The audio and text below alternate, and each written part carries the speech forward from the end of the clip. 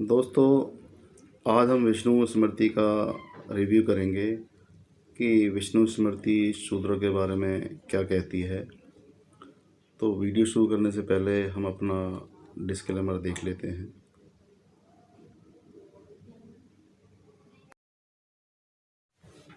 चलिए दोस्तों, वीडियो शुरू करते हैं।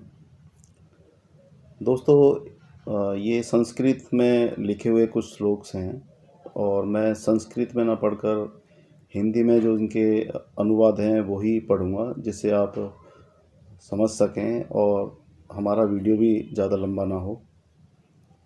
तो इसमें पहला जो इसमें जो हमें मिला है वह है दोस्तों 58 नंबर पेज पर ये 13 और 14 नंबर श्लोक है। ये कह रहे हैं, ब्राह्मण का गर्भ से लगाकर 8वें वर्ष में यज्ञोपवीत करें, कारण कि ब्राह्मण होने पर ही गायत्री का अधिकारी होता है। यानी कि अगर कोई ब्राह्मण है वही गायत्री का अधिकारी होता है। ये भगवान विष्णु की स्मृति है, ये विष्णु स्मृति मैं इसमें से पढ़ रहा हूँ। क्षत्रिय का यज्ञोपवीत गर्भ से लगाकर 11वें वर्ष में करें और वैश्य का यज्ञोपवीत 12वें वर्ष में करना उचित है। ये 15वां श्लोक है। और चौथा, शूद्र वर्ण संपूर्ण संस्कारों से हीन है, यानी नीच है।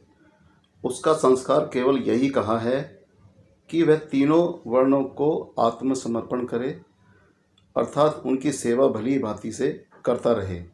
अब दोस्तों, ये भगवान विष्णु के द्वारा कहलवाया जा रहा है। भगवान विष्णु ऐसा कभी नहीं बोल सकते। अगर वो भगवान है तो वो उनकी वाणी ऐसी कभी नहीं हो सकती। कहीं ना कहीं ये जो लिखने वाला कोई जो ब्राह्मण, वही मनुवादी सोच का ब्राह्मण रहा होगा, उसने ये शूद्रों के लिए कहलवाया है विष्णु स्मृति के द्वारा, भगवान विष्णु की वाणी के द्वारा। चलिए दोस्तों, आगे बढ़ते हैं। ये पेज नंबर 70 है और श्लोक नंबर 4 है। और क्षत्रिय यत्न सहित 3 कर्मों को करे, यानी क्षत्रियों का जो कर्म है उनके 3 कर्म बताए हैं। पहला कर्म है दान, दूसरा है पढ़ना और तीसरा यज्ञ और योग मार्ग सेवन।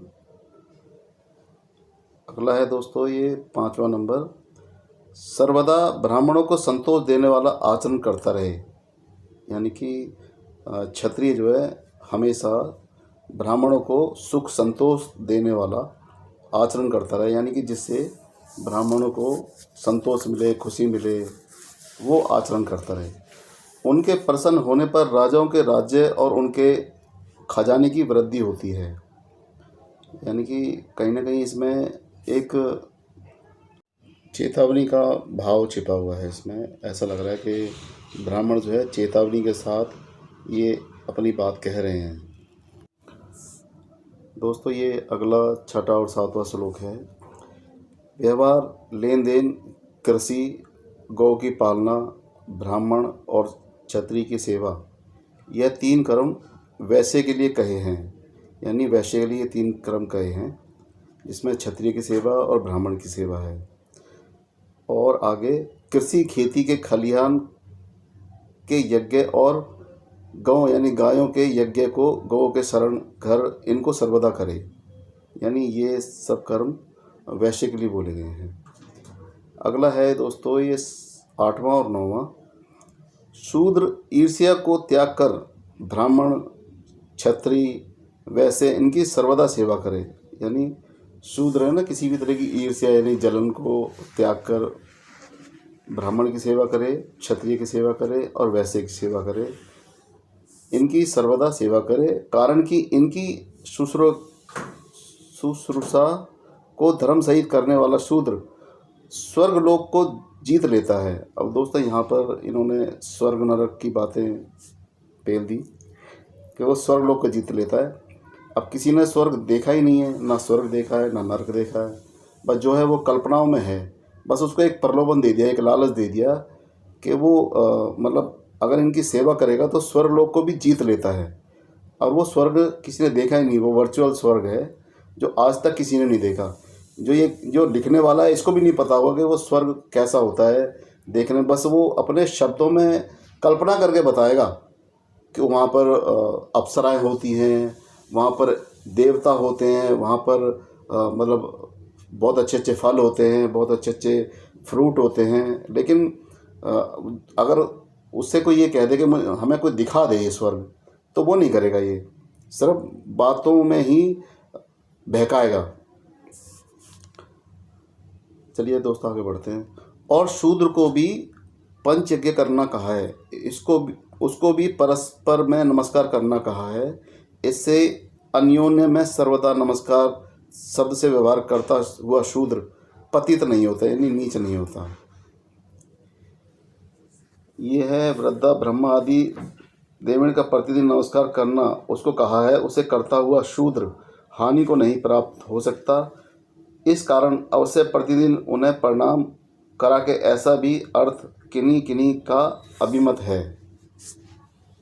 दोस्तों अगला ये पेज नंबर 71 है और श्लोक नंबर 10 और 11 हैं। शूद्र दो प्रकार के हैं, एक श्राद्ध का अधिकारी और दूसरा अन्न अधिकारी। उन दोनों में से श्राद्ध के अधिकारी का अन्न भोजन करना उचित है और अन्न अधिकारी का उचित नहीं। जो शूद्र अपनी स्त्री, धन, प्राण इनको ब्राह्मण की सेवा में समर्पण कर दे। अब दोस्तों चलिए ये तो समझ में आती है कि अपना धन दे दिया, अपना प्राण तक न्यौछावर करने को तैयार है। अब स्त्री को भी मतलब समर्पण कर दे, यानी उसको भोगने के लिए दे दे, तो वो शूद्र इनके लिए बहुत अच्छा है। जो शूद्र अपनी स्त्री, धन, प्राण इनको ब्राह्मण की सेवा में समर्पण कर दे, उस शूद्र का अन्न भोजन करने योग्य है। यानी कि जो अपनी स्त्री को ब्राह्मण को सौंप दे और अपना धन दे दे, अपने प्राण देने को तैयार रहे, उस शूद्र का अन्न भोजन के योग्य है। यानी कि जो इनकी गुलामी करेगा और हर तरीके से गुलामी करेगा, वो अपनी स्त्री को भी दे देगा, अपनी अर्धांगिनी को भी इनके सौंप देगा, तो ये लोग उनके यहाँ का मतलब भोजन कर सकते हैं। ये भी उस पर एहसान कर रहे हैं उसके घर का भोजन करके। दोस्तों कितनी कैसी अजीब सी ये गपोड़ लीला इसमें पेली गई है। और शेष शूद्र का अन्न भोजन करना योग्य नहीं, यानी और इसके अलावा जो इनकी बात नहीं मानता, अपनी स्त्री इनको नहीं देता और अपने प्राण देने को तैयार नहीं होता, अपना धन नहीं देता, तो ऐसे शूद्र का अन्न भोजन करने के योग्य नहीं है।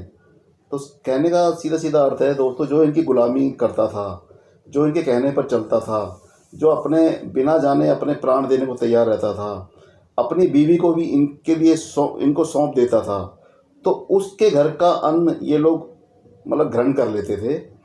अन्यथा दूसरे जो शूद्र होते थे उनका ये भोजन ग्रहण नहीं करते थे। तो कितनी दोस्तों इन्होंने किस किस तरह का ये अपना विधान लिखा हुआ था। ये कहीं ना कहीं ये स्वार्थ को ध्यान में रखकर ये विधान लिखा गया था कि हमें कहाँ फ़ायदा हो रहा है, कहाँ हमें अपना सुख सुविधा मिल रही है, हम उसी शूद्र के यहाँ पे खाना खाएंगे जो हमारे आवभगत करेगा, हमारी जी हजूरी करेगा, हमारे पाँव लागन करेगा, हमारे पैर धोएगा, हमारे लिए जान देने को तैयार रहेगा और धन भी देने को तैयार रहेगा और अपनी स्त्री भी हमें सौंप देगा। तो ऐसे शूद्र के यहाँ पे हम खाना खाएंगे। दोस्तों हम तो चाहते हैं कि आप खाना खाओ ही मत। और देखो उस समय में ऐसा होता था दोस्तों, और आज ये कहीं ना कहीं हम लोग जो जातिवाद, भेदभाव, छुआछूत का जो हम समाज में इतना वो देख रहे हैं, भेदभाव देख रहे हैं, जो समाज में असमानता देख रहे हैं, ये इनका बीज इन्हीं ब्राह्मणों के द्वारा बोया गया है, जो आज बहुत बड़ा वृक्ष बनकर हमारे सामने बहुत बड़ी परेशानी बनकर खड़ा है। अगला दोस्तों ये 12 नंबर। और शूद्र क्रम से ब्राह्मण, क्षत्रिय, वैश्य इनकी सेवा करे, वैश्य ब्राह्मण क्षत्रिय इनकी सेवा करे, और क्षत्रिय केवल ब्राह्मण की ही सेवा करे।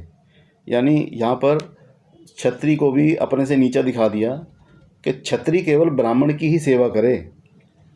यानी कि ये कहीं ना कहीं सबसे ऊपर ब्राह्मण है, फिर उसके नीचे क्षत्रिय है, फिर उसके नीचे वैश्य है, फिर उसके नीचे शूद्र है।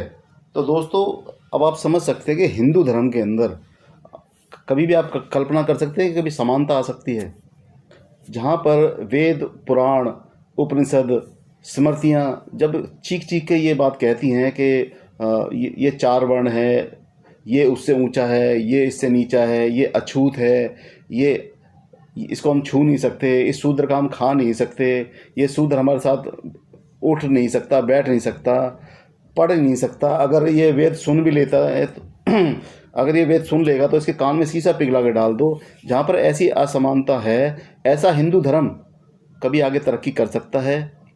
क्या उसमें समानता आ सकती है? क्या रोटी बेटी का संबंध बनाया जा सकता है? कभी ऐसी कल्पना की जा सकती है कि ये एक ऐसा धर्म बनेगा जिसमें कभी मतलब समानता का भाव आएगा?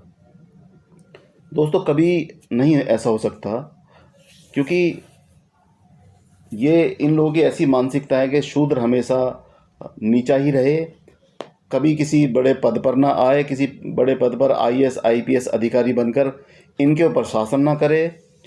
ये इनकी मानसिकता यही रहती है कि शूद्र है, चाहे उसमें यादव है, चाहे वो गुजर है, चाहे वो और भी और जातियां हैं, चाहे वो गडरिया है, चाहे वो धीमर है, इतनी सारी जातियां हैं जो शूद्रों में आती हैं, ओबीसी में आती हैं।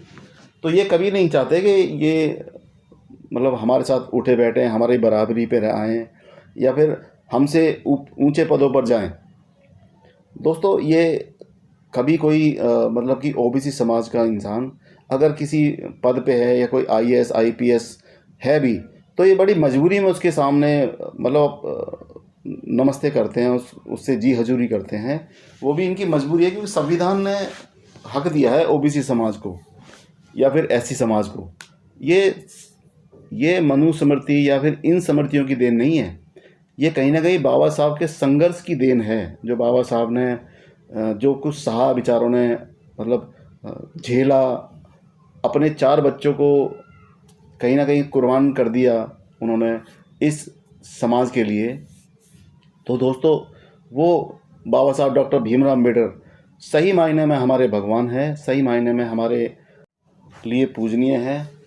और दोस्तों अगर बाबा साहब भीमराव अम्बेडकर ना होते तो आप थोड़ा सा अंदाज़ा लगा कर देखिए कि इनके वेद पुराण और इनकी स्मृतियाँ शूद्रों को, अछूतों को, आदिवासियों को किस तरीके से ट्रीट किया करती थी। अगर संविधान नहीं होता तो आज हम बड़े बड़े पदों पर नहीं जाते, आईएएस आईपीएस नहीं बनते, जज नहीं बनते या मिनिस्टर नहीं बनते। बड़े बड़े मुख्यमंत्री आज ओबीसी समाज के बन के बैठे हैं, और आज के टाइम में तो मोदी भी अपने आप को ओबीसी समाज का ही बोलकर मतलब बोलता है कि मैं ओबीसी समाज से आता हूँ। तो दोस्तों अगर ये संविधान नहीं होता तो ये इतने बड़े बड़े पदों पर नहीं जाते। आज कई मुख्यमंत्री, कई राज्यों के मुख्यमंत्री ओबीसी समाज से हैं, और कई मुख्यमंत्री एससी समाज के भी हुए हैं। तो दोस्तों ये कहीं ना कहीं बाबा साहब भीमराव अम्बेडकर की ही देन है। नहीं तो इनकी मनुस्मृति और तरह की स्मृतियों में शूद्रों को तो बहुत ही नीचा स्थान, यानी कि उनको साथ में बैठने का भी अधिकार नहीं था। दोस्तों इनकी मानसिकता क्या कहती है, आप इन स्मृतियों को पढ़कर, इन वेदों को पढ़कर, इन पुराणों को पढ़कर समझ सकते हैं। मैं आपसे विनती करता हूं कि आप लोग ये वेद पुराण उपनिषद स्मृतियाँ पढ़ें।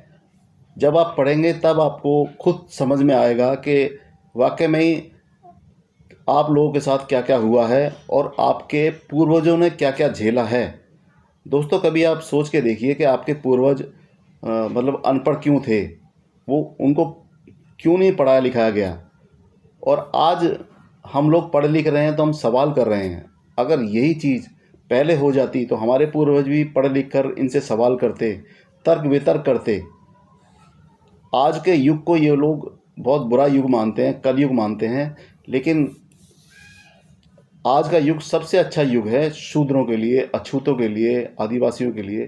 क्योंकि दोस्तों इस युग में हम लोग पढ़ लिख रहे हैं। बाबा साहब भीमराव अम्बेडकर की संविधान की वजह से हम लोग पढ़ लिख रहे हैं, आगे बढ़ रहे हैं, बड़े बड़े पदों पर जा रहे हैं, आईएएस आईपीएस बन रहे हैं, जज बन रहे हैं, मंत्री बन रहे हैं, मुख्यमंत्री बन रहे हैं। लेकिन दोस्तों जब ये लोग शूद्रों को या अछूतों को ऐसे पदों पर देखते हैं तो इनके मनुवादी लोगों के मन पर सांप लौटते हैं। वो मतलब घुट घुट कर रह जाते हैं। और दोस्तों हिंदू के नाम पर सिर्फ ये अपनी सुरक्षा करते हैं, कहीं मुसलमान लोग इनके साथ कुछ गलत ना कर दें। तो ये क्या करते हैं, हिंदू के नाम पर हमको एक छतरी के नीचे लाकर खड़ा कर देते हैं और हिंदू के नाम पर वोट लेते हैं, हिंदू के नाम पर अपनी सुरक्षा करते हैं। असल में हिंदू कोई धर्म ही नहीं है। हिंदू कोई किसी वेद में, किसी पुराण में, किसी उपनिषद में हिंदू धर्म का कहीं जिक्र नहीं है। आप बेशक खुद से पढ़ सकते हैं। और सनातन धर्म कोई धर्म नहीं होता, सनातन का मतलब होता है पुराना। तो दोस्तों ये जो धर्म है ये है ब्राह्मण धर्म, जिसको हम लोग फॉलो करते आ रहे हैं। ये हमारे ऊपर थोपा गया है। शूद्र समाज, एससी समाज, एसटी समाज, इन सभी समाज पर थोपा गया है। ये ज़बरदस्ती मतलब कि क्षत्रियों को इस्तेमाल करके, उनके डंडे को इस्तेमाल करके हमारे ऊपर दल बल से हमारे ऊपर ये धर्म थोपा गया है। अगर हम नहीं मानते थे तो हमारे साथ मार पिटाई की जाती थी। हमें मतलब कि ना खाने का अधिकार, ना मतलब बैठने का अधिकार, ना वेद पढ़ने का अधिकार। अगर हम ऐसा करते जब हम ऐसा करते थे तो बहुत बुरी बुरी यातनाएं हमें दी जाती थी। कभी जीभ काट दी जाती थी, कभी कानों में शीशा पिघला कर डाल दिया जाता था, कभी जिस अंग से हम मारते मतलब कि कभी मार रहे हैं तो उस अंग को काट दिया जाता था। बहुत बुरी बुरी यातनाएं दी जाती थी। इन्होंने ऐसी व्यवस्था कर रखी थी कि क्षत्रिय समाज को ये राजा बनाते थे और उनको इस्तेमाल करते थे हमारे खिलाफ। क्योंकि क्षत्रिय को हमेशा इन्होंने मतलब लड़ाका बना के रखा है और उसके ऊपर भी शासन इन्होंने किया। क्षत्रिय समाज भी सिर्फ इस्तेमाल होता हुआ ही आया है। अगर मैं बात करूं क्षत्रिय समाज की, तो क्षत्रिय समाज के भगवान श्री रामचंद्र, जो कि मर्यादा पुरुषोत्तम राम कहे जाते हैं, उनको इन्होंने पूजनीय इसलिए बनाया कि वो पूरे क्षत्रिय समाज को, पूरे जितना भी क्षत्रिय समाज है उसको ये संभाल सकें। कहीं ना कहीं क्षत्रिय समाज को लगता है कि भाई हमारी बरादरी के एक भगवान को पूजा जा रहा है। ये लोग है ना, जैसे राम राम करके कहीं ना कहीं उस शक्तिशाली समाज को इन्होंने साध कर रखा है, जिससे कि वो शक्तिशाली समाज इनके खिलाफ ना हो जाए। तो इनको तो कहीं ना कहीं, चाहे मंदिर किसी का भी सही, चाहे वो भगवान शिव का मंदिर हो, राम जी का मंदिर हो, ब्रह्मा जी का मंदिर हो, लक्ष्मी का मंदिर हो, माता का मंदिर हो, कोई भी माता, कोई मतलब XYZ कोई भी मंदिर हो, इनको तो उसके चढ़ावे से लेना देना है। अंदर किसकी पूजा हो रही है, कैसे हो रही है, इनको कोई लेना देना नहीं है। असल में इनकी भावना नहीं है, ये सिर्फ चढ़ावे पे जीते हैं। आज अगर मैं कह रहा हूँ लोग आज मंदिरों में चढ़ावा चढ़ाना बंद कर दें और अपनी श्रद्धा के सिर्फ फूल चढ़ाएं, तो आप देखेंगे कि धीरे धीरे ये सब मंदिर बंद होने स्टार्ट हो रहे हैं। दोस्तों भगवान कभी नहीं कहते कि आप हमारे लिए ये चढ़ाओ, आप हमारे लिए फल चढ़ाओ, हमारे लिए फ्रूट चढ़ाओ, आप हमारे लिए धन चढ़ाओ, आप हमें पैसा दो। इसकी ज़रूरत होती है ब्राह्मणों को। तो ये समझने की ज़रूरत है, अगर आपको चढ़ाने ही है तो दोस्तों सिर्फ केवल अपनी सच्ची श्रद्धा के फूल चढ़ाओ। तो दोस्तों आप देखेंगे कि वो ब्राह्मण के माथे पर बल पड़ जाएंगे जैसे ही वो देखेगा ना सिर्फ फूल चढ़ा के जा रहा है। तो दोस्तों मतलब उसका पारा हाई हो जाएगा। वो आपसे उस टाइम तो कुछ नहीं कहेगा, लेकिन अंदर मन में सोचेगा ज़रूर, और जिस दिन ऐसा होना स्टार्ट हो गया, धीरे धीरे लोग समझने लग गए कि असल में भगवान चाहते क्या हैं। भगवान सिर्फ आपकी सच्ची श्रद्धा को चाहते हैं। तो कहीं ना कहीं आप अपनी सच्ची श्रद्धा के फूल ही चढ़ाइए मंदिर में। कोई धन, कोई पैसा, कुछ भी चढ़ाने की ज़रूरत नहीं है। ये सिर्फ ब्राह्मणों के आडंबर हैं। ये क्षत्रिय समाज को आज तक लूटते आए हैं, वैश्य समाज को लूटते आए हैं, और शूद्र समाज तो बेचारा लूटता ही आया है और आज भी लूट ही रहा है। आज भी अनपढ़ गंवार जो अंधभक्त लोग हैं वो बिना सोचे समझे इनके बहकावे में आकर अपने परिवार को परेशान करते हैं, अपनी कमाई को इनके ऊपर चढ़ा देते हैं, इनके बहकावे में आकर लड़ाइयाँ लड़ते हैं, केस भुगतते हैं। तो दोस्तों, मैं बस इतना ही कहना चाहूँगा कि ये समझने की ज़रूरत है हिंदू धर्म के अंदर ये जातिवाद, असमानता, भेदभाव, छुआछूत जो भी आज हम देख रहे हैं वो कहीं ना कहीं ब्राह्मणों की देन है। और दोस्तों, इस धर्म के अंदर समानता आना बहुत मुश्किल है। मैं ये नहीं कह रहा कि सभी ब्राह्मण मतलब गलत होते हैं। दोस्तों, कई ब्राह्मण मानवतावादी भी होते हैं जो मनुवाद को छोड़कर मानवता की बातें करते हैं, और मैं ऐसे ब्राह्मणों को नमन करता हूँ, ऐसे ब्राह्मणों को बहुत मानता हूँ। और मैं कई ऐसे ब्राह्मणों की वीडियो भी देख चुका हूँ जिन्होंने इन ब्राह्मणवाद के खिलाफ बहुत मतलब कटाक्ष की है, इनके ऊपर बहुत मतलब इनके खिलाफ बहुत सी बातें की हैं। तो दोस्तों, वो मानवतावादी ब्राह्मण हैं। एक ब्राह्मण और भी थे जिन्होंने मनुस्मृति को बाबा साहब भीमराव अम्बेडकर के साथ जलाया था। और दोस्तों, बाबा साहब भीमराव अम्बेडकर कहते थे कि हम ब्राह्मणों के खिलाफ नहीं हैं, हम ब्राह्मणवाद के खिलाफ हैं, यानी मनुवाद के खिलाफ हैं। क्योंकि मनु एक विचारधारा है और ब्राह्मणवाद एक विचारधारा है। जिस दिन ये विचारधारा इन लोगों ने बदल ली, उस दिन ये देश सोने की चिड़िया बन जाएगा। दोस्तों, इसमें कोई शक नहीं है कि ये ब्राह्मण समाज बहुत बुद्धिजीवी समाज है, लेकिन ये बुद्धि देश को आगे बढ़ाने में लगाई जाए, लोगों को समान अधिकार दिलाने में लगाई जाए, तो दोस्तों ये देश सोने की चिड़िया बन सकता है। ये देश हमारा बहुत आगे तरक्की कर सकता है। इस देश को आगे बढ़ने से कोई नहीं रोक सकता अगर ये बुद्धिजीवी ब्राह्मण समाज अपनी जातिवादी मानसिकता को छोड़कर सभी को समान अधिकार दे, सभी को बराबर समझे, सभी को समानता का अधिकार दे। तो दोस्तों, ये देश सोने की चिड़िया बन जाएगा। लेकिन दोस्तों, ऐसा होना बड़ा ही मुश्किल है, क्योंकि ब्राह्मणों की सोच बदलना बड़ा ही मुश्किल है। क्योंकि इतने हज़ारों सालों से ये उसी चीज़ को फॉलो करते हुए आ रहे हैं। इनके दिमाग में वो भरा पड़ा है, वो जातिवाद, वो भेदभाव, वो छुआछूत। तो दोस्तों, इसी के साथ मैं अपनी बातों को यहाँ पर विराम देता हूँ और आप सभी से विनती करता हूँ कि आप मेरे इस चैनल जन जागरण को ज़्यादा से ज़्यादा शेयर करें, लाइक करें और सब्सक्राइब करें। दोस्तों, मेरे साथ इस वीडियो में लास्ट तक बने रहने के लिए आप सभी का धन्यवाद।